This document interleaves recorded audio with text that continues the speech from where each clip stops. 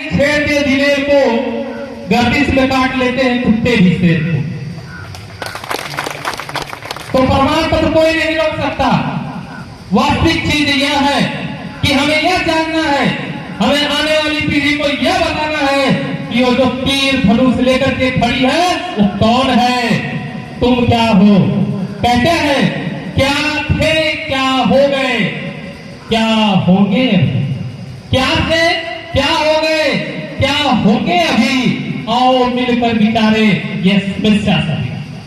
हमें समस्याओं पर विचार करना है साथियों।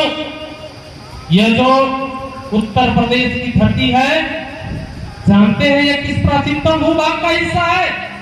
ये गोंडवाना लैंड का हिस्सा है। उत्तर प्रदेश प्राचीनतम इसका भूभाग गोंडवाना लैंड है। आप गोंडवाना लैंड में है और गोंडों की धरती, और समय समय पर गोंडों का सर्टिफिकेट रोक दिया जा रहा है। इतनी वजह यह समस्या हमारी और आपकी है। क्यों?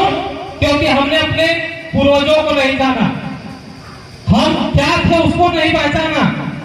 हम तो प्रमाण पत्र लेते हैं, उसके बदौलत जहां कभी चपरासी नहीं हुआ करते थे, आज बड़े बड़े पोस्टों पर पहुंच जाते हैं, लेकिन हम भूल जाते हैं कि हम किसके बदौलत आते हैं और हम गुलामगिरी करने लगते हैं उनकी, जिसने हमें आगे बढ़ने नहीं। और यही कारण है कि हम समझ नहीं पाते। सोचिए कोई ऐसी जाति है क्या इस पूरे उत्तर प्रदेश में, पूरे भारत में, जिसका सर्टिफिकेट रोका जाता हो? मुझे तो नहीं लगता कि कोई ऐसी जाति हो जिसका सर्टिफिकेट रोका जाता हो। और कोई ऐसी जाति नहीं हो, दावे के साथ कहता हूं कि जितने अभिलेख हम लोग देते हैं, जितने प्रूफ हम लोग देते हैं, भारत में रहने वाली कोई जाति नहीं देती जितना अभिलेख हमारे साथ किया जाता है।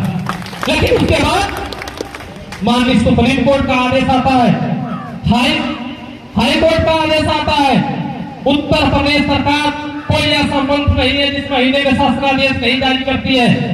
यही कर्मचारी अधिकारी उसको पढ़ते हैं और सस्ते बस्ते में डाल देते हैं। क्यों नहीं जानते? विचार करने की जरूरत है।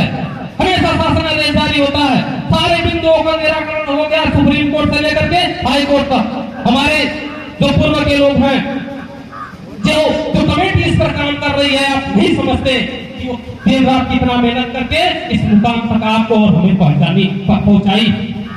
हमें सोचना समझना पड़ेगा, यह आसान काम नहीं है, दिन रात की मेहनत है।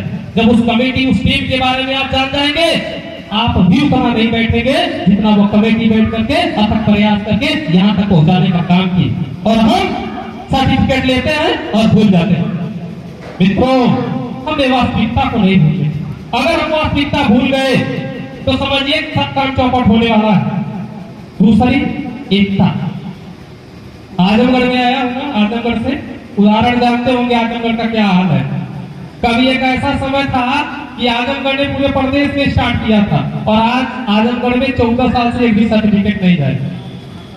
ऐसा नहीं है कि अभिलेख यहाँ है वहां नहीं, वहां पर भी अभिलेख है।